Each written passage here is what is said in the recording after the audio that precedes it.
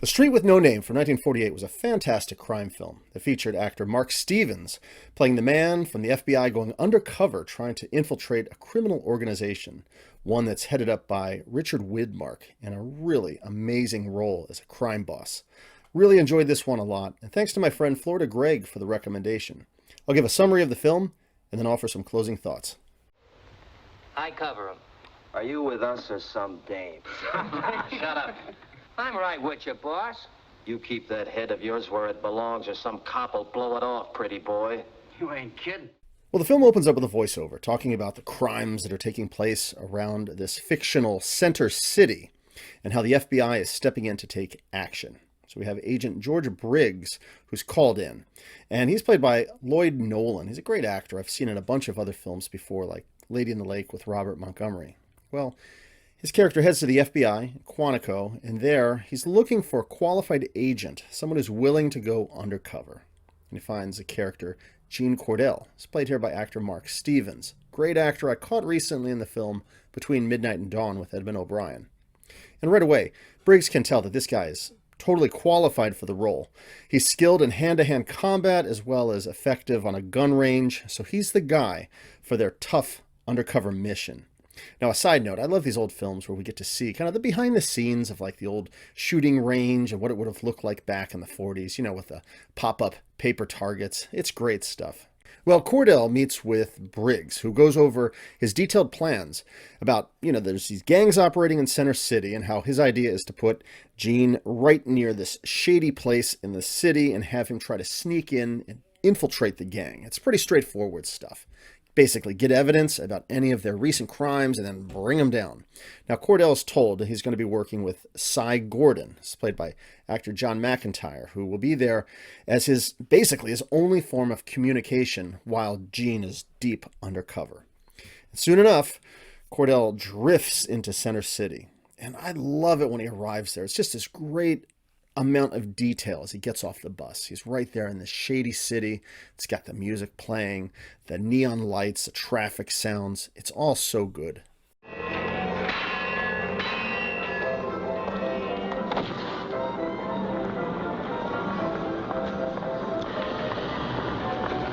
So he finds this really gross motel to stay in, and it's a total dive. It's got the broken mirror. It's got the city noises everywhere.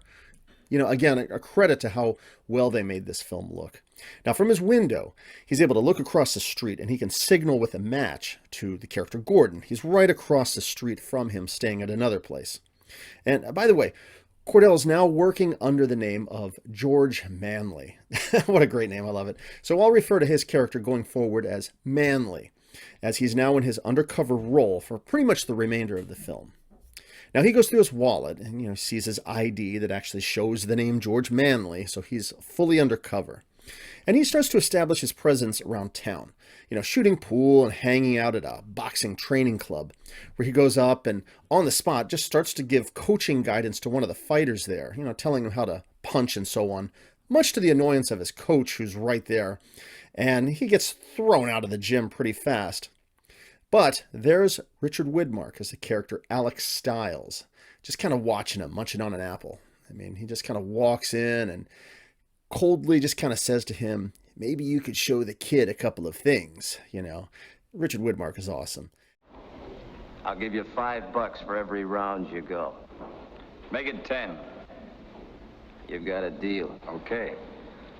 And soon enough, Manley is there getting fitted up for a boxing match. And he's going to, right on the spot, have to kind of prove his worth. Now, he finds out that Alex Stiles owns this gym. And Manley has basically bet $10 he can go around against one of the boxers there. And the match takes place. And, Manley does a pretty good job here. He's kind of laughing and bobbing around the ring, but also just trying to get through that first round without getting killed by this other boxer. And the match is pretty good looking, and actually it looks like Mark Stevens really kind of knows the ropes with boxing. He does a convincing job here. So after the match, Manley goes up, collects his money, and when Stiles offers him a job, Manley hints that there are easier ways to pick up a quick buck and walks off. Now, Stiles calls over his goon, the character Shivy. I love that name, Shivy. What a great name. It's played by actor Donald Buca. I caught him and Mark Stevens both in the last film I reviewed, Between Midnight and Dawn. And in that film, Buca played this smooth and creepy crime boss. So it's kind of cool to see him again here. Stiles tells Chivy, go and take care of Manly. So a little bit later on, Manly is at this penny arcade, with one of those peep shows of Broadway babes. Ooh, how saucy for the 1940s. Now, Manly secretly gives Gordon an update on the case, being very crafty about it.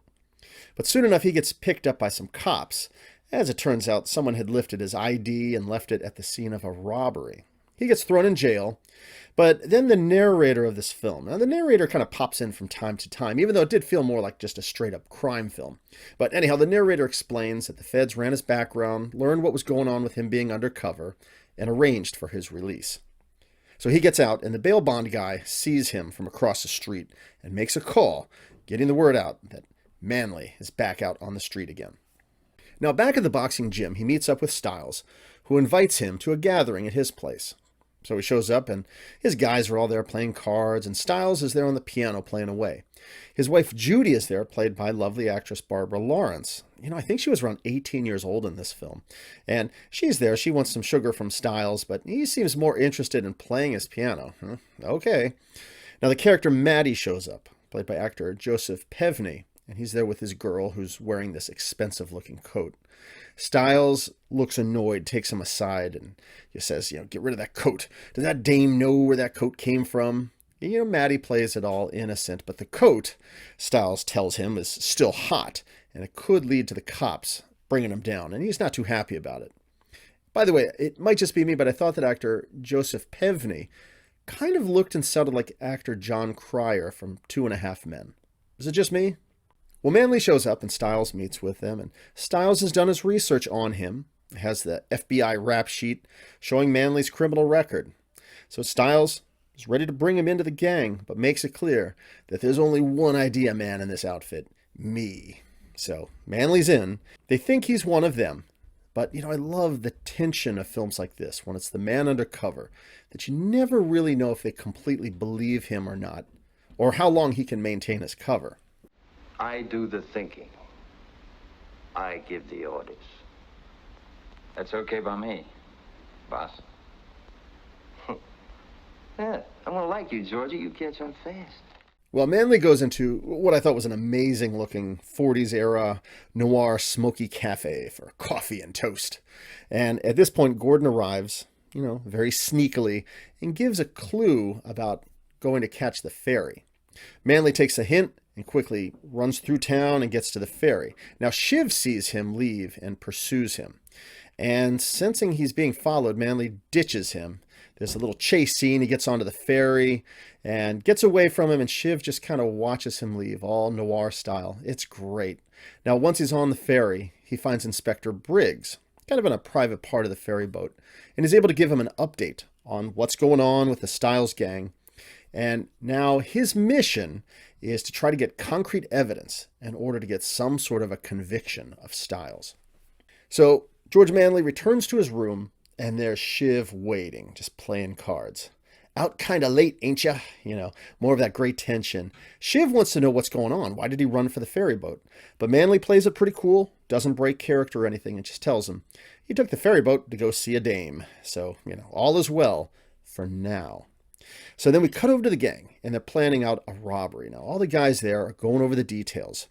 Stiles is, of course, all business here. The plans are completed, and the guys all leave, talking about where they're going to go eat and so on. Now, Stiles, meanwhile, he sees Judy going over his notes and slaps her around. He's a real paranoid creep in this film, and that just adds to the eeriness of his character. So the gang's on the move. But Manly is able to transmit a message to Gordon, leaving some notes scribbled on a matchbook in a trash can for him to retrieve and read. Kind of let him know what's going on. And I really do respect the details of this film, of how carefully these guys played things to maintain their undercover identities. So the police are alerted, and they prepare to move in to infiltrate this crime about to happen. Now, this gang of criminals, meanwhile, they go to their secret stash of weapons and they arm up. You think they're getting ready, but then Stiles gets a call. He's tipped off by somebody, and it's over. All of you turn in your guns, Stiles says, and they leave. The police find out from Gordon that it's all been called off, and it's a bust. So Stiles goes to see his wife, Judy. convinced that she's the one that tipped off the cops. And it's a pretty dark scene as he just kind of slaps her around, saying that, you tipped them off. So he's kind of falsely led to believe at this point that she was the one that ruined things. Still doesn't quite suspect Manley just yet. So he's in the clear for now. So Manley was at a bar hanging out with the guys, and he leaves and sneaks back to that hideout of weapons alone. And finding Stiles' gun, he fires it into a cushion to try to retrieve a bullet. Now, however, around that time, Stiles just kind of happens to be driving nearby, and he sees a light at their hideout, and he goes in. And there's this brief tense scene as Manley makes his escape, and Stiles doesn't catch him, but he does examine that his gun has been messed with and determine that it was fired. So he wraps it up all carefully, and then he takes it to Commissioner Ralph Demery, played by actor Howard Smith. Caught him recently in the film Kiss of Death. And this guy's basically Stiles' inside man with the police department. So Manley gets the bullet to the feds, and they start their examination. Now Stiles is starting to get more paranoid, and I love how he looks at his crew, just wondering which of them it could be. So Stiles gets a call from his inside man, Demery, and we find out that, it's George Manley. So, Stiles, he and Shiv plan to meet up with him at 4 o'clock and take care of him. Now, the detectives learn that Manley's been made, and they inform Gordon. So he's on the move, but he's too late, and Shiv and Maddie pick up Manley and escort him away to his appointment. So Gordon's in pursuit in a cab, and at this point, Inspector Briggs gets word from Hoover, no less, that the bullet was traced to Alex Stiles, and they have the go-ahead to move in after him. And wow, I got to tell you, with only 10 minutes left of the film, got to stop the review here. No spoilers of how it ends, but wow, what a great conclusion to a fantastic film. So some closing thoughts about this film. The Street with No Name from 1948 was produced by 20th Century Fox and directed by William Cayley. It's finding old films like this that make doing this channel so much fun. I've never seen it before. Florida Greg recommended it, and I love this film. It was great. It's one of the best noir films I've seen. The look and feel of this film, with that theme of the guy deep undercover, it's reminiscent of various other crime films I've seen, like White Heat with James Cagney. Now, this film is done sort of in a documentary style with a narrator, kind of talks through parts of the film, similar to like North Side 777, and yet at times it just seems to be a straight-up crime story in this very gritty, shadowy city. I loved the look and feel of this film. This is a follow-up to another film, apparently, The House on 92nd Street from 1945.